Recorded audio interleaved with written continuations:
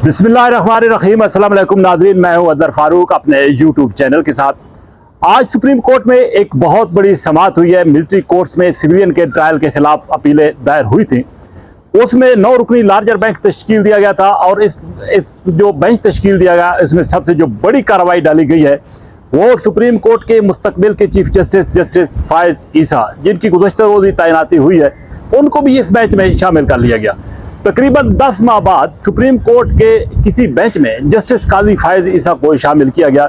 उसकी बुनियादी वजूहत आप सब जानते हैं, क्योंकि फ़ौजियों से रिलेटेड ये मामला था, मिलिट्री कोर्ट से मुतल्लिक ये मामला था, इसलिए कोशिश की गई कि जस्टिस काजी फायज ईसा को भी इम्तिहान में डाल दिया जाए।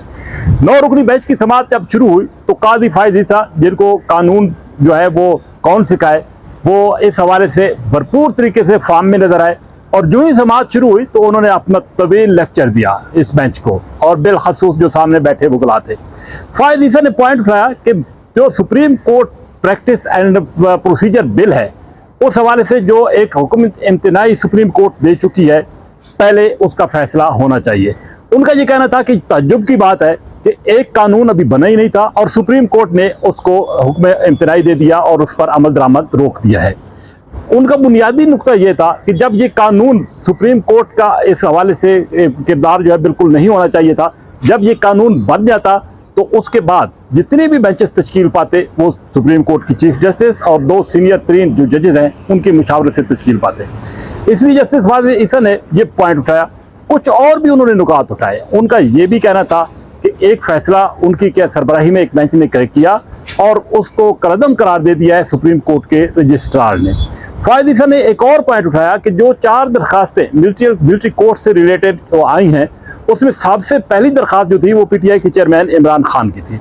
फायज ईसा का ये कहना था कि उस दरखास्त पर एतराज़ उठाया गया, लेकिन जो सबसे आखिर में दरखास्त आई जस्टिस रिटायर्ड जवाद एस खाजा की, उस दरखास्त को पहले टेकअप कर लिया गया।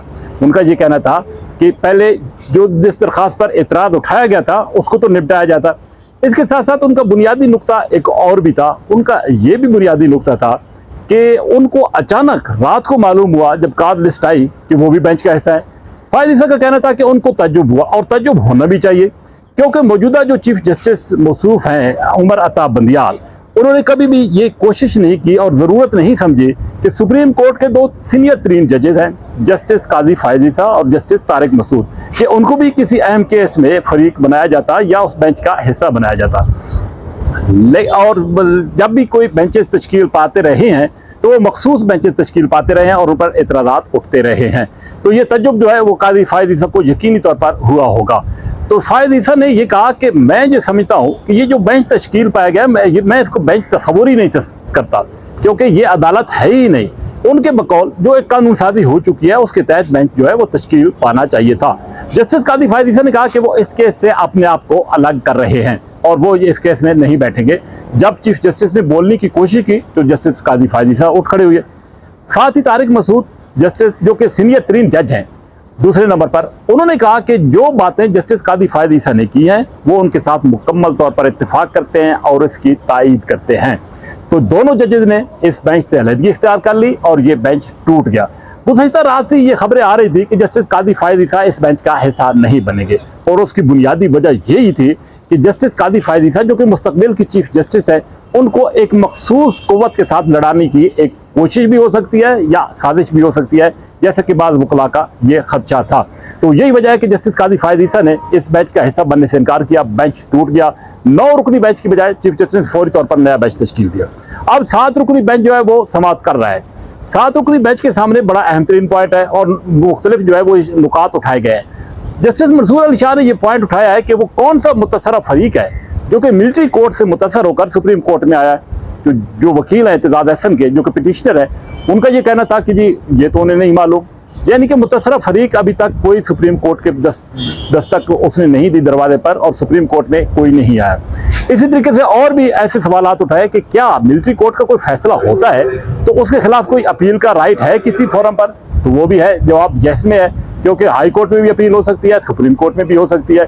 तो इसी तरह के मुख्तलिफ जो सवालात हैं वो उठाए जा रहे हैं। एक और अहम सवाल उठा कि जो मिलिट्री कोर्ट्स में ट्रायल के लिए जो लोग मांगे जा रहे हैं, आया अदालतें वो दरखास्तें एक्सेप्ट करके उनको दे रही हैं? तो वहाँ पे भी सवाल आया कि जी इंसदादी दहशतगर्दी की अदालत जो है वो इस हवाले से एक्सेप्ट करती है, तो तभी वो कोई भी फर्द जो है वो मिलिट्री कोर्ट्स में उसका ट्रायल किया जाएगा। बहरहाल ये अजीब व गरीब किस्म का जो एक केस है वो उसमें मुख्तलिफ नुकात वकला की तरफ से भी सामने आ रहे हैं और जजेस की तरफ से भी मुख्तलिफ जो सवालात हैं वो उठाए जा रहे हैं।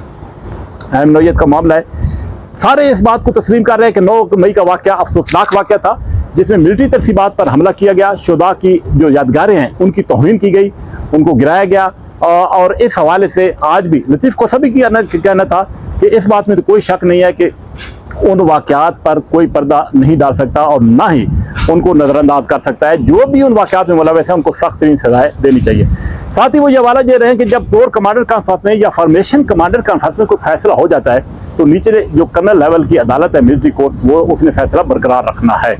लेकिन एक बात आज सुप्रीम कोर्ट में ये भी आई कि शवाहिद की बुनियाद पर, ठोस शवाहिद की बुनियाद पर ही मिलिट्री कोर्ट्स में फैसला का केस जो है वो चलता है। यानी कि अगर ठोस शवाहिद मौजूद हैं तभी मिलिट्री कोर्ट में ये केस जाएगा। तो इस बात का कभी इम्कान है कि सुप्रीम कोर्ट मिलिट्री कोर्ट वही फैसला करेगी जो कि शवाहिद की बुनियाद पर होगा। बहरहाल ये समाअत जो है वो शुरू हो चुकी है, कल फिर इसका दूसरा दिन होगा।